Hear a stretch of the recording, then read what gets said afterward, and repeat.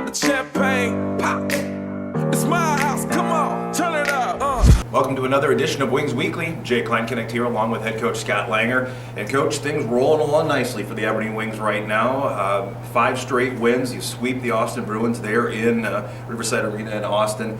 And a Friday night game that, well, had a lot of flow to it in my mind, and not as much physicality as we've seen in some of the previous games. Boys made up for that on Saturday night a bit, but Friday night an shootout win, 3-2.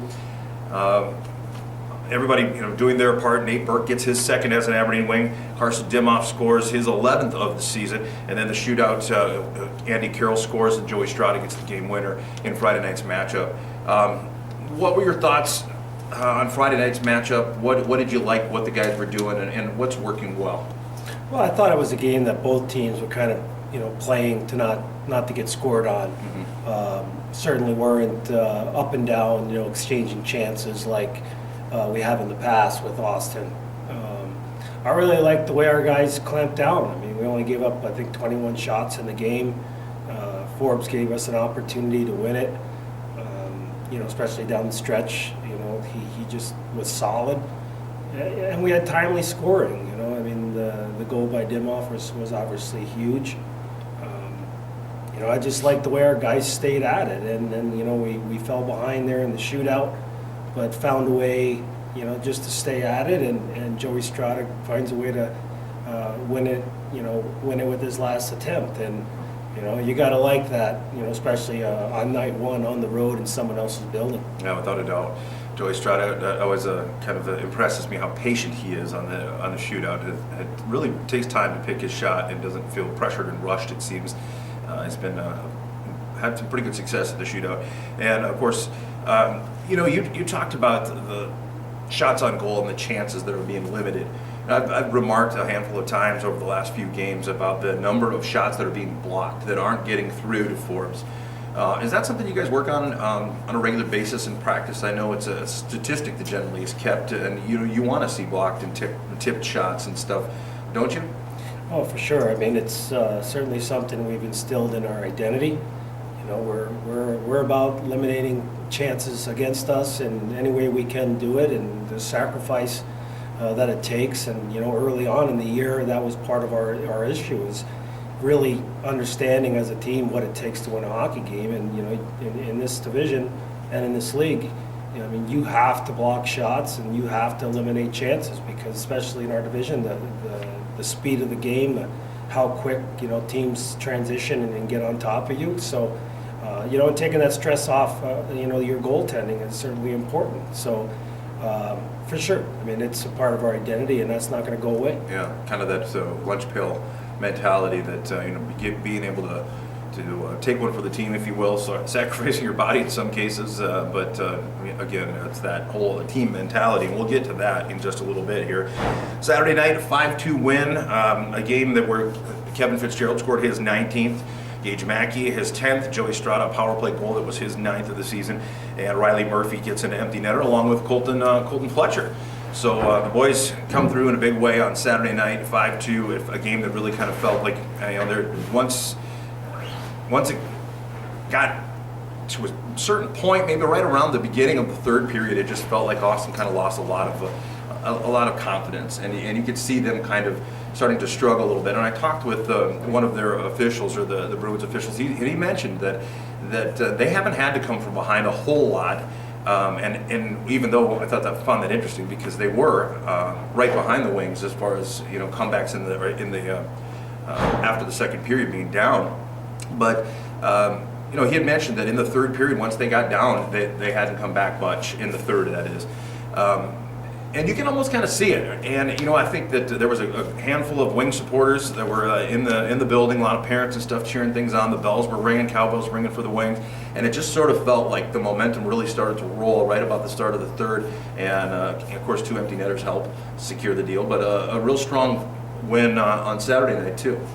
Yeah, I think the big part of that game was Fitzgerald answering, late there in the first period. Yep. Where our first period wasn't our best period in that game for sure, but Kevin responding late and finding a way to put that one on the board certainly gave us confidence coming into the second period. And then obviously on the power play, Coach Bowen makes some adjustments, and Joe Strada puts one away there, which was a huge goal. And we just had the momentum. Yeah. And again, our guys did a great job of taking away chances from Austin and just kind of just cinching down and being tough to play against. Yeah. And that's what you got to do. It's not how pretty it is on the road. It's just that you get it done. And I thought this weekend that's exactly what our guys did, and their focus was awesome.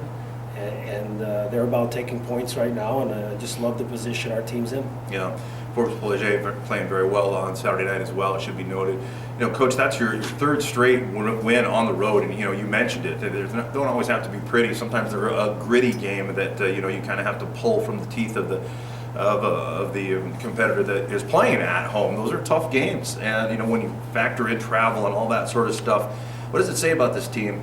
At this point in the season, that they're able to we've seen success defending the OD, but to be able to go on the road like this 3 games in a row and secure the wins and to get those two points, what does it say about this team right now?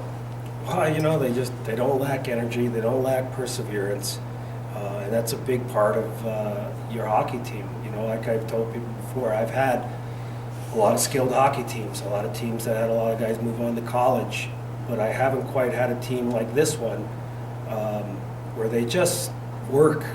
The work rate is unbelievable, and it comes every day, whether it's the gym or it's on the ice in practice. And if we get down a little bit within a game, it's just the work rate is there, and that's tough to find, and especially a sustained work rate from a group of guys. So hats off to them for the amount of work that they're putting in. And when we do fall behind, there's no panic in our game, and they just keep going. Yeah. And so far the result has been great. And when you go on the road and you take points, it's all bonus. Because obviously being able to play in front of these fans at the OD has been unbelievable experience. Our players just get up for the challenge.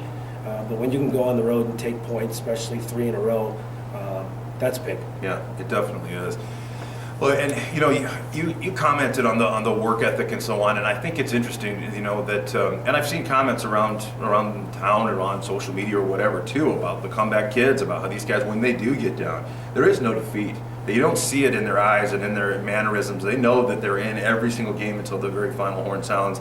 And I think that's a testament to the coaching staff as well, and what you've instilled in these players. And that brings up another point.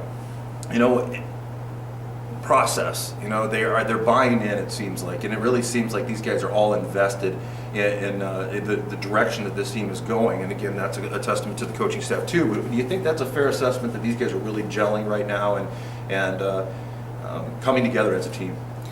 Yeah, I do. I mean, you've been with us the whole time through this, and it's been a bumpy road. It's the ups and downs, but it was all worth it to kind of get to this point where you kind of see us playing as a team and doing some special things, within each game. And these guys, they just play for one another, and that is certainly something we've been, trying to push into this team from day one. And you're kind of seeing it come to fruition right now. But like when you get to this point now, you just got to increase, what you're doing. You have to improve again. The teams that improve from this point on are the teams that have success down the stretch. And by no means are we, content with what we've done as of late. We have a lot to prove, and with this division being just so tight, it's going to be right down to the wire. So, but I am happy with what our team's about right now, and what's coming out of this locker room every night and hit the ice. There's going to be games you lose, but I just don't see us losing games because of work ethic. Yeah. Well, and when you put the work in, whether, like you said, whether it's a practice or we're in the game or whatever, generally speaking, in life as a whole, good things happen. So, overall, what would the health of the team? I know there's a lot of bugs going around town, around the area, even if schools shut down, high school completely shut down because of the illnesses that are passing around. Are there any injuries, any nagging, health issues or anything that the team's dealing with right now? Well, I think at this time of the year, every team's got the bumps and the bruises that Sure. you're dealing with. But our training staff is top shelf. It's one of the best I've seen here in the North American League with Taryn and Dr. Olson, and to be able to get our players back so quick has been just from the coaching staff side has been awesome. You know, when you're not losing so many man games, it really helps you and gives you an opportunity to win. So, you know, for that most part, I think our team's in good health. You know, as good as can be. And you know, today's the trade deadline, and you know, we have a roster spot open that we're looking to fill. And you know, after today at 11:59 p.m., you know, the Wing family is final, and this is what we have, and it's an exciting time for the coaches, Coach Bone and I, because there's no more movement. It is what it is, and put one more piece to the puzzle and see what shakes out. Yeah. Well, that's interesting. I never really thought of that. But, you know, once the trade deadline is passed, you don't have to be watching around quite so much and paying so much attention, I would imagine. You can really kind of focus on you know, like you said, the hand that you've dealt yourself in many aspects. Well, we've got lots to talk about what's coming up. But let's take a quick break here and hear from one of our sponsors. And we'll be back after this on Wings Weekly. Let's make a taco. No, seriously. Start with a tortilla, soft tortilla. Warm it, kiss it. Don't kiss it. Chicken? How about tequila lime chicken? Now we're cooking. Slice this, peel that, snip those. Salsa? Verde. Cheese? Cotija. Oh, forgot to mention. Guac.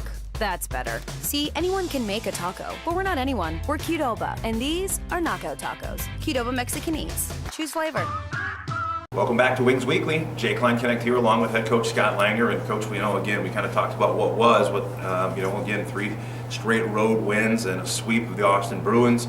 Wings have climbed up in the standings right now. Minot is at 56 points and still in first, but they were swept by the Minnesota Wilderness. And Wilderness now in second place with 50 points. The Blizzard sweep the Bobcats over the weekend. They end up with 44 points. Wings, of course, sweeping the Bruins. 43 points right now for the Wings, sitting in 4th place. And the Bruins dropped, 41 points. They get the 1 overtime point. And then the Bobcats going up to 38 points. They were swept, as I mentioned, by the Blizzard. So that's kind of the standings. Well, not kind of. That is the standings of the Central Division, and it's been close and tight. You know, we've talked about that for months now, and it seems to be getting even tighter. You know, the standings, each team within striking distance of one another for sure.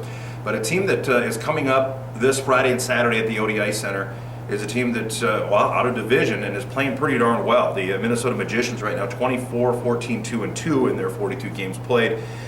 They've got a power play right now of 18.4% and a penalty kill of 86.6%, so a strong penalty kill. What do you know about the Magicians, Coach, and does it change anything on how you prepare? Probably not, but does it when it is an out-of-division opponent that you haven't seen? Yeah, you know, we're going to obviously spend a little more time on watching, you know, the Magicians and some of their tendencies. But, you know, on paper, they're a big-time team. Mm-hmm. You know, they have some high-end players that are playing really well for them. A few of the names are going to be recognized by our fan base, obviously, that we've moved there. But, you know, it's be kind of fun also to play a team that because we play the same teams over and over within our division, so to play a new team kind of be fun to do, you know. But we're going to have to be up for the challenge because these out-of-division games are extremely important point-wise, so we're going to have to find a way to take some points against them, especially being at home. Yeah. Well, and it's same principle when we're watching other teams, you know, like Blizzard playing Janesville, I believe it was the Blizzard. But anyway, whenever one of the Central Division opponents is playing an out-of-division team, you're always watching that too, because that's an opportunity for them not to gain any positions in the standings. So interesting. You know, I always say that familiarity breeds animosity oftentimes when it comes to playing a team game after game, like, you know, we have with the Minotauros or even Bismarck or whatever. Yet every now and then there's a team that you don't see all that often, and I've seen it in years past too, where there's some pretty heated exchanges going on right out of the gate. Any predictions on what what the mentality is going to be like? Do you guys go into it just thinking, okay, we worry about ourselves and adjust from there, or, you know, what do you see the layout of the game? I mean, as far as physicality and so on goes. Yeah, you know, it's tough to say. I mean, we're going to prepare ourselves for what we see on tape, but we're also going to prepare ourselves to do what we do, right, and continue doing things the right way. You know, we are the team that we are. And, You know our identity. We're not afraid to play any sort of game with Yeah. any team, whether it's a physical game or an up and down the rink type game. We can our guys are capable of playing whatever, but I don't know. I mean, this is the first time for me playing the Magicians as a coach in this league, so I think, once we kind of get going and kind of feel them out, and we'll make the necessary adjustments we have to make. And again, I think it's always at this point in the season, the team that works the hardest is probably going to get rewarded. Right. All right. Well, any extra or special treatment or anything that the players get after sweeping a team like Austin? They get a day off or anything like that?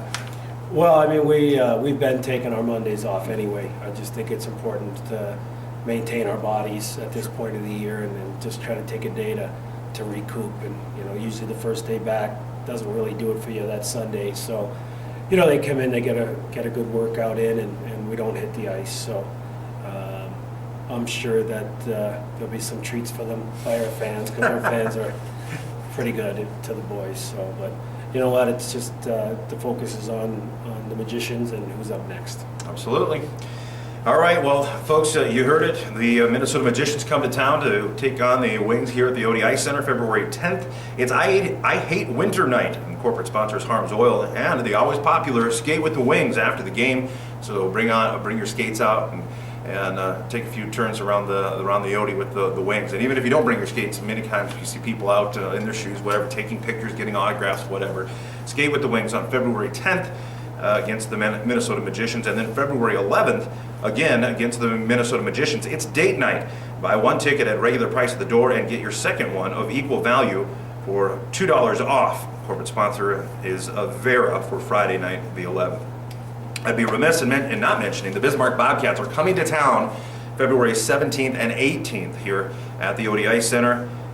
And the 18th is the annual Yildiz Shrine Teddy Bear Toss, so we always look forward to that game. But the Bobcats are going to come to the Odi, no doubt, looking for redemption, and we want to make sure and pack the Odi and let them know how much we appreciate these Aberdeen Wings.